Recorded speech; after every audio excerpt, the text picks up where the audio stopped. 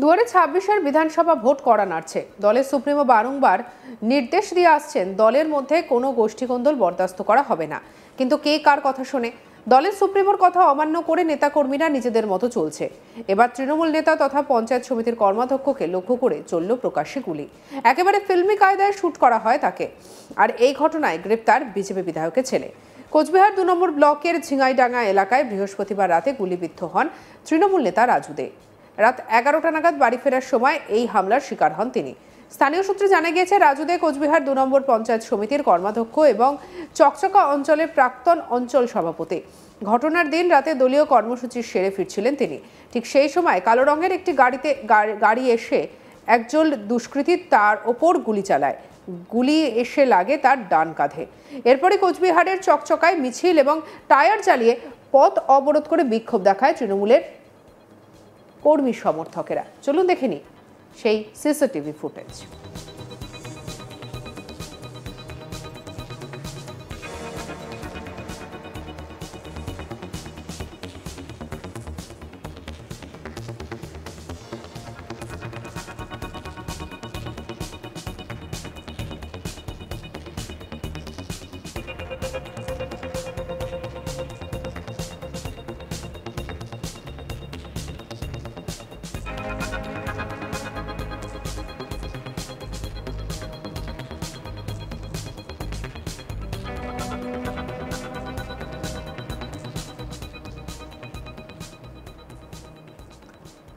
অন্যদিকে প্রতিবাদ মিছিলে নেতৃত্ব দেন কোচবিহার জেলা তৃণমূল কংগ্রেসের সভাপতি অভিজিৎ দে ভৌমিক। থানায় অভিযোগ দায়েরের পর কোচবিহারে গুলিকাণ্ডে বিজেপি বিধায়কের ছেলের জড়িত থাকার নাম উঠে আসে। আর এরপরই পুলিশ বিধায়কের ছেলেকে গ্রেপ্তার করে।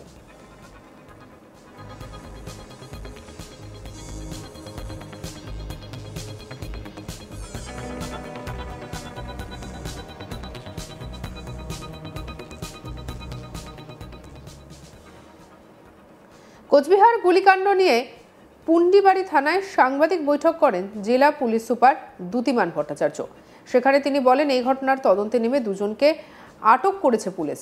যে গাড়িতে করে দুষ্কৃতীরা এসেছিল সেই গাড়িও সিজ করা হয়েছে। ঘটনায় যে দুজনকে গ্রেপ্তার করা হয়েছে এবং তাদের মধ্যে একজন কোচবিহার উত্তর বিধানসভা কেন্দ্রের বিজেপি বিধায়ক সুকুমার রায়ের ছোট ছেলে দীপঙ্কর রায়, আর একজন উত্তম গুপ্ত। পুরনো শত্রুতার জেরে এই ঘটনা ঘটেছে বলে পুলিশের প্রাথমিক অনুমান। কি বলছেন পুলিশ সুপার দ্যুতিমান ভট্টাচার্য, শুনবো।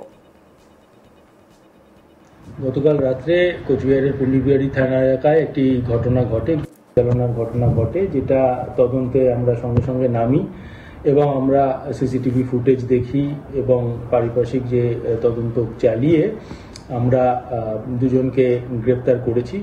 আমরা একটি কমপ্লেন্টও পেয়েছি যেখানে 4 জনের নাম রয়েছে, তার মধ্যে 2 জন আমরা অলরেডি গ্রেপ্তার করেছি, বাকি 2 জনের খোঁজ চলছে।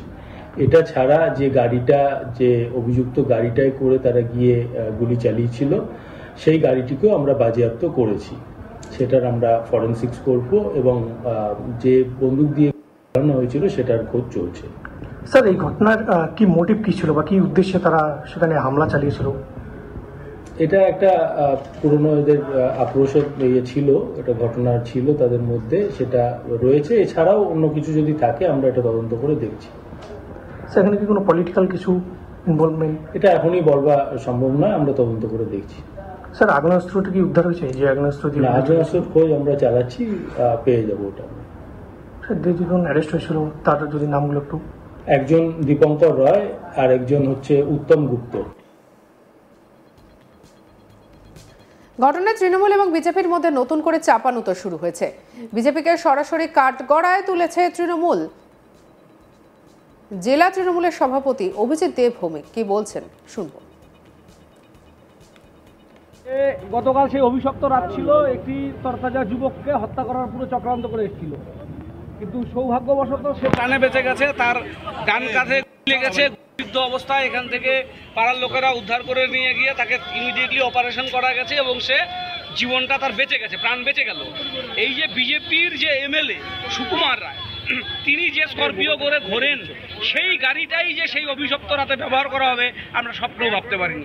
যে এলাকার এমএলএ, সে তার গাড়ি করে দুষ্কৃতীরা এসে এখানকার পঞ্চায়েত সমিতির কর্মাধ্যক্ষকে করে দিচ্ছে। এটা ভাবা যায় না যে মানুষ কাকে জনপ্রতিনিধি বানিয়েছে। এই অভাবনীয় ঘটনা কুচবিহার উত্তর বিধানসভা কেন্দ্রে হলো। বিজেপির প্রাক্তন জেলা সভাপতি বিধানসভায় দাঁড়িয়ে তৃণমূলের সন্ত্রাসের কথা বলেন, অথচ তিনি তার গাড়ি নিয়ে এখানে পঞ্চায়েত সমিতির কর্মাধ্যক্ষকে বেড়াচ্ছে, তার ছেলে তার সমস্ত সাথীরা তার গাড়ি ব্যবহার করছে। তাহলে বুঝে নিতে হবে সন্ত্রাসটা গ্রাম বাংলায় কারা ছড়াচ্ছে। আমরা তবু আমাদের পার্টি কর্মীদের বলবো, প্রত্যেকে শৃঙ্খলাবদ্ধ থেকে আন্দোলন করে তুলুন। কেউ কোনো অন্যায় পথে কেন নিজে ব্যক্তিগত কোনো সিদ্ধান্ত গ্রহণ করবেন না। আপনার কোনো ব্যক্তিগত সিদ্ধান্তের দায়িত্ব দল নেবে না। সুস্থ স্বাভাবিক পরিবেশ রেখে জেলা প্রশাসন যেভাবে ইনভেস্টিগেশন এগিয়ে নিয়ে যাচ্ছে সেই পথে তদন্ত এগিয়ে যাক। আমাদের দৃঢ় বিশ্বাস প্রকৃত অপরাধীর শাস্তি আমরা নিশ্চিত করব। এই গণ আন্দোলন আমরা রাস্তায় করব। উত্তর বিধানসভা কেন্দ্রে আমরা বিরোধীর আসনে থেকে আমরা বিরোধীদের মতন লড়াই করব। এই বিধানসভা কেন্দ্রে আজ কি কর্মসূচি পালন করা হবে? আজকে এই বিধানসভা কেন্দ্রের 3টি মুখে অবরোধ চলছে। এখানে আমরা চকচকা মোড়ে দাঁড়িয়ে আছি, পুন্ডিবাড়িতে অবরোধ চলছে এবং খোলটামড়ির বাড়িতে অবরোধ চলছে। এখানে আর কিছুক্ষণের মধ্যেই অবরোধ তুলে দেওয়া হবে। মানুষকে কোনো রকম বিভ্রান্তি, মানুষকে কোনো কষ্ট আমরা দিতে চাই না। গ্রীষ্মের দাবদাহে এই প্রতিবাদটা মানুষকে জানাবার জন্যই আমরা এই কর্মসূচি নিয়েছি। এই ঘটনা প্রসঙ্গে বিজেপি নেতা সুকান্ত মজুমদার বলেন, এই সব তৃণমূলের চক্রান্ত। কি বলছেন শুনবো। তৃণমূল কংগ্রেসের মুখে এই ধরনের কথা মানায় না। ওখানে পশ্চিমবঙ্গের one of the popular certified গুন্ডা আছে তৃণমূল কংগ্রেসের, তার নাম হচ্ছে উদয়ন গুহ। আর তারপরে সুকুমার রায় আমাদের এমএলএ এবং লড়াকু নেতা, তার ভাইকে যেভাবে গ্রেপ্তার করা হচ্ছে, আমার কাছে যা খবর ওখানে তৃণমূলের গোষ্ঠীদ্বন্দ্বের জন্য পুরো বিষয়টি হচ্ছে। কে পয়সার ভাগ নেবে এই নিয়ে মারামারি দুপক্ষের মধ্যে। সব জায়গাতে তো ওটাই চলছে এখন। এই 2026-এর বিধানসভা ভোট কড়া নাড়ছে। দলের সুপ্রিমো বারংবার নির্দেশ দিয়ে আসছেন, দলের মধ্যে কোনো গোষ্ঠীকোন্দল বরদাস্ত করা হবে না। কিন্তু কে কার কথা শোনে? দলের সুপ্রিমোর কথা অমান্য করে নেতাকর্মীরা নিজেদের মতো চলছে। আর এবার তৃণমূল নেতা তথা পঞ্চায়েত সমিতির কর্মাধ্যক্ষকে লক্ষ্য করে প্রকাশ্যে চলল গুলি। একেবারে ফিল্মি কায়দায় শুট করা হয় তাকে। আর এই ঘটনায় গ্রেপ্তার বিজেপি বিধায়কের ছেলে।